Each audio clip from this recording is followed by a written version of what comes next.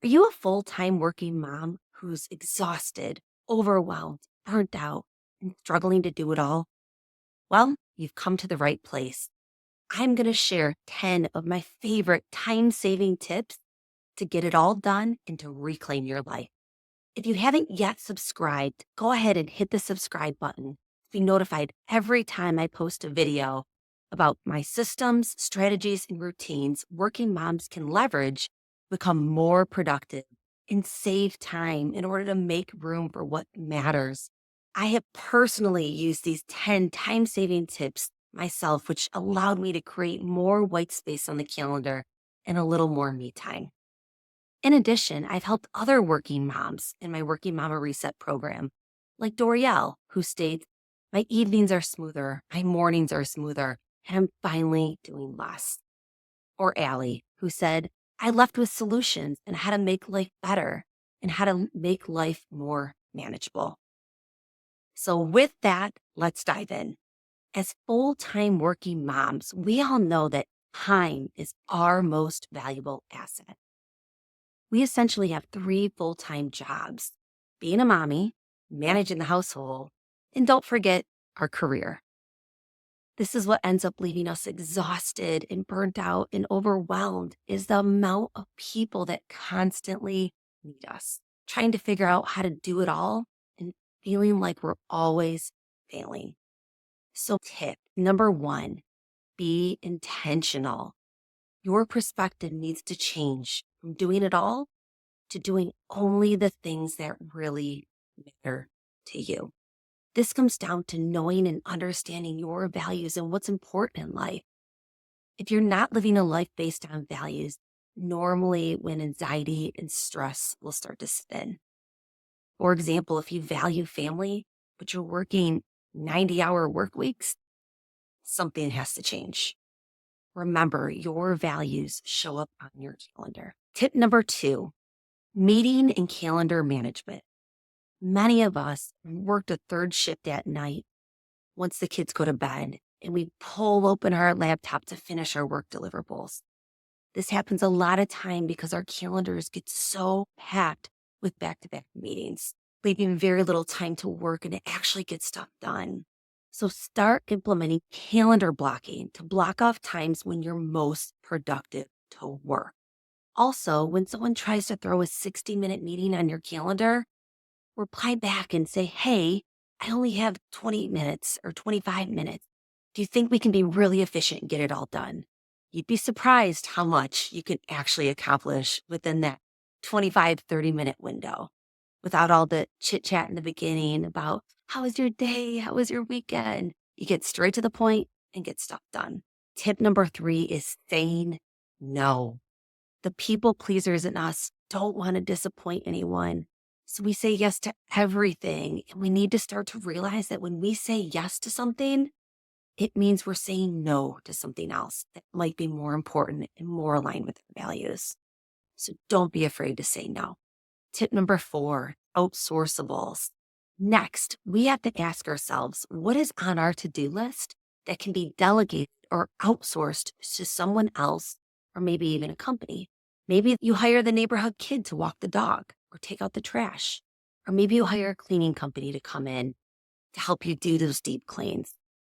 Or Poplin to help you with your laundry. By outsourcing it, it lifts some of that burden off your shoulders, leaving extra time for what truly matters. Tip number five is to delegate. A good exercise that I have all my members do is write down what your current weekly calendar looks like and start to color code each of the activities. How much do you do? How much does your husband or partner do? How much do your kids do? Ask yourself what can be delegated at home. Do the same activity with your work. What are you doing that maybe a teammate can take off your shoulders? Remember, control is overrated. Now, if this is resonating with you, I want you to go ahead and hit that like button. What is your favorite time-saving tip? Comment below. I want to hear it. Tip number six, setting boundaries. Boundaries are really hard to set, especially with people that we love most. We are raised to want to be good human beings, people pleasers. And our definition of being a good person is someone with no boundaries. Having healthy boundaries gives us permission to put ourselves first, to ensure that we have the energy to give to those that we love and care most about. Tip number 7, the dopamine detox.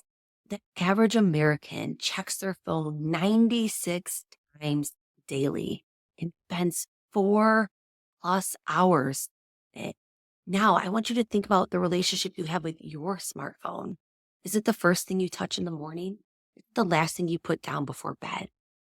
Do you take it everywhere with you? In the bathroom? Is it your camera, your DJ, your GPS? Weather reporter? Many working moms have told me one of their biggest challenges is being always on thanks to their smartphone and global companies. 4+ hours is a lot of valuable time.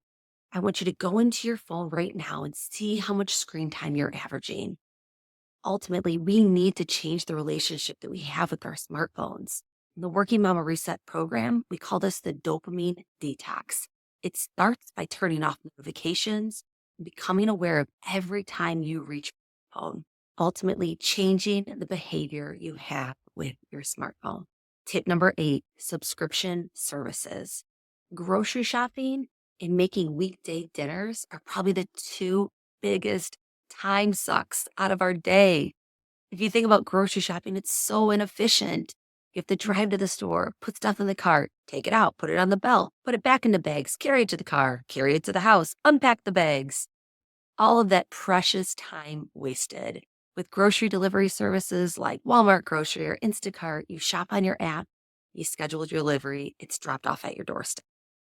Meal delivery services are also a great way to feed your family a healthy meal without having to spend time finding recipes, making sure you have the ingredients, adding them to the grocery cart.